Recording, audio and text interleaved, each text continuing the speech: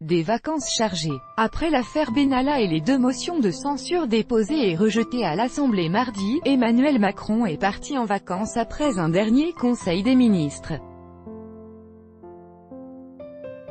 2 semaines qu'il passera avec son épouse Brigitte Macron au fort de Brégançon, résidence présidentielle d'été sur la Méditerranée.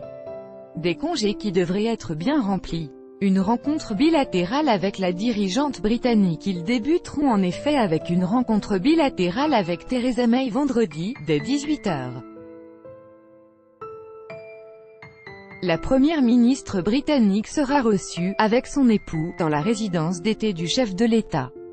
Un cadre de vacances pour une discussion de travail qui devrait porter sur l'épineux dossier du Brexit. Après cette réunion de travail, les 2 couples dîneront ensemble dans le fort de Brégançon. Le fort de Brégançon dans le Var. Alain Robertsipa, il n'y aura pas d'autres rencontres bilatérales pendant les vacances du président, nous indique l'Élysée. En revanche, le chef de l'État a du pain sur la planche. Il travaille chaque jour, même en vacances. Il suit les affaires courantes car le pays ne s'arrête pas de tourner. Et il va préparer sa rentrée. Une réorganisation a mené à l'Élysée. La rentrée s'annonce chargée au sommet de l'État.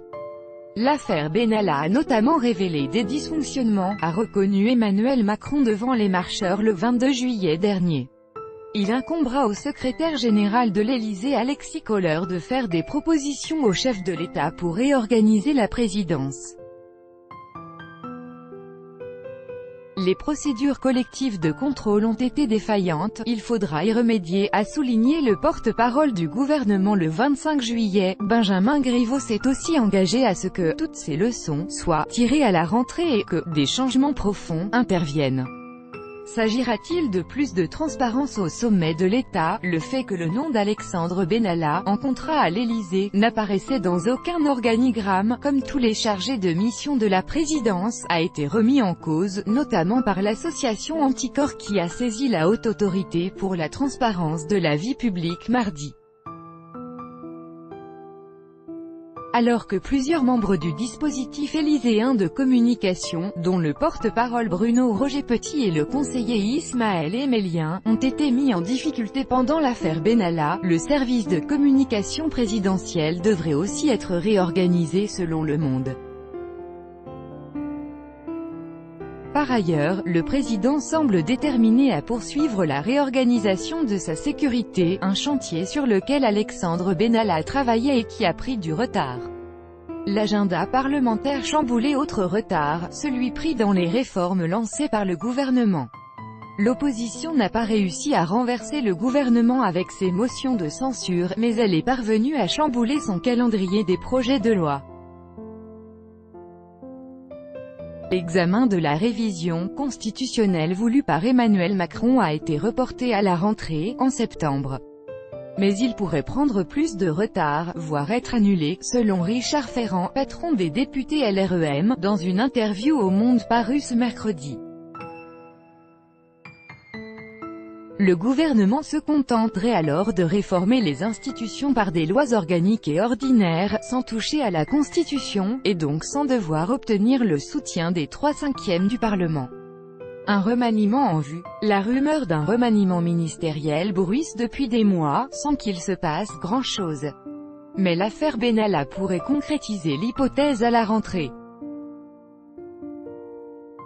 Elle a été l'occasion de quelques couacs, notamment lorsque la garde des Sceaux Nicole Belloubet a contredit le porte-parole de l'Élysée. Gérard Collomb a aussi été critiqué par l'opposition après son audition à l'Assemblée le 23 juillet. Édouard Philippe a commencé à évaluer tous les membres du gouvernement début juillet dans l'optique de dresser un bilan individuel de leur action après un an.